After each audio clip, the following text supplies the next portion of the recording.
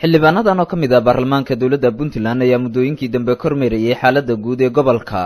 iyagoona maanta la kulmay waxgaradka iyo odayaasha ku dhaqan magaalada Gaalkacyo.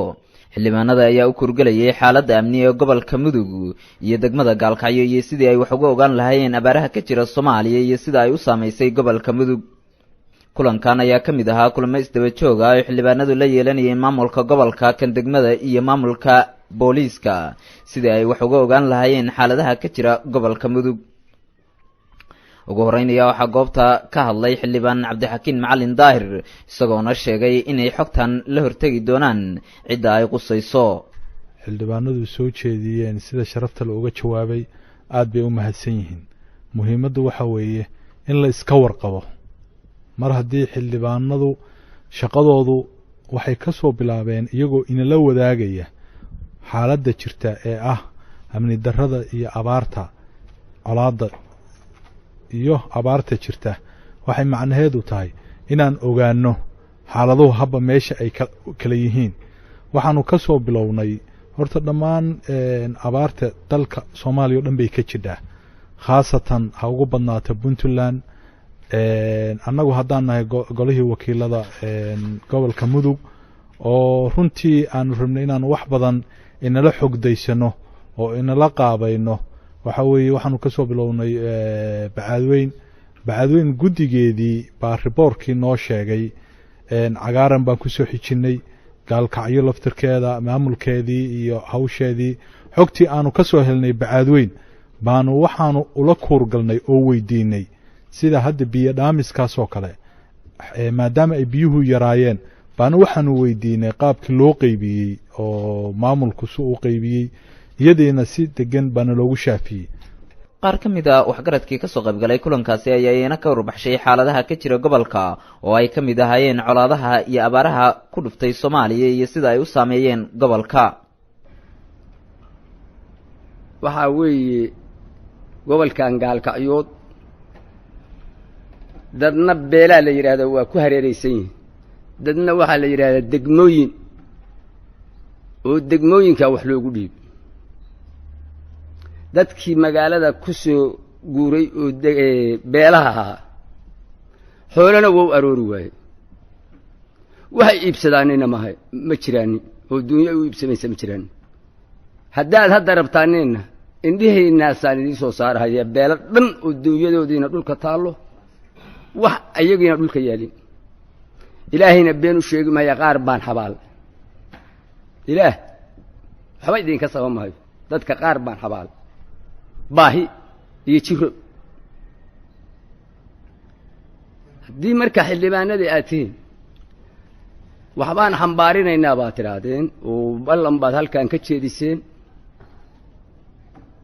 waxaa la rabaa hadal lays yidhaahdo fariid laguma noqdee indhihiina dadka ku soo arka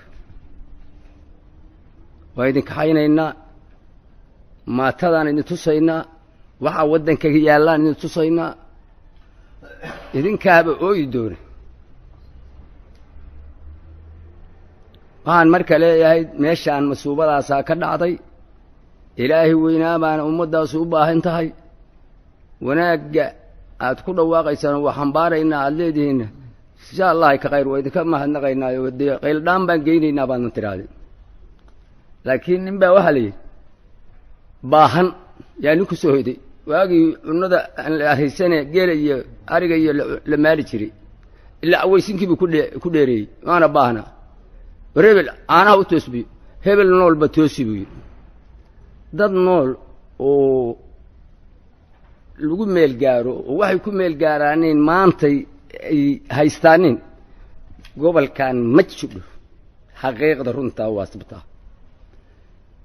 magaaladana waa aan deganahay miyigana waa deganahay iyo garsoor maalintii dagaalkii weeraa dhacay maalintii ka dambeysay baa waxaa soo maray laanta koobaad iyo laanta saddexaad iyo tan labaad iyo tan saddexaad iyo tan koobaad saddexdaa laamood baa waxaan arkay dadkii waayey dadkaas wuxuu dab saartana waa waayey waana socon waayey waxay ku guuraan bay waayey waxay ku cararaan bay waayey. dadkaas magaaladan galay waxaan idhi waryaa waxaysta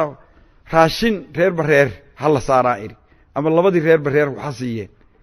waxaan aragnay ilmo ku dirirahaya iyo ari raashin reer banaan ku daajay ciyaal isku haysta arigii iyo raashinkii iyo ciyaalkii oo midba leeyahay arigii laga caysanayo waxa weeye marka waxa laf dhabar ah oo haddaan ogaaday magaalada laf dhabar ah oo magaaladu ku socotaa oo miyi iyo magaalaba ku socdaan gabdhaha yaanyada gata gabdhaha caanaha gada gabdhaha rootiga gada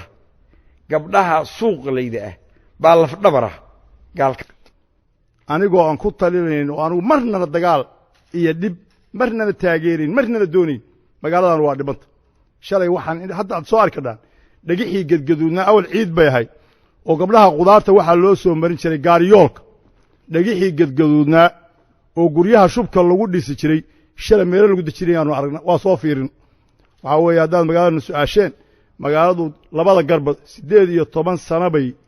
puntland dawladda malayn may maanta inay maamulada ay iyadu ka tabaroon tahay hataa inay la xisaabtantaan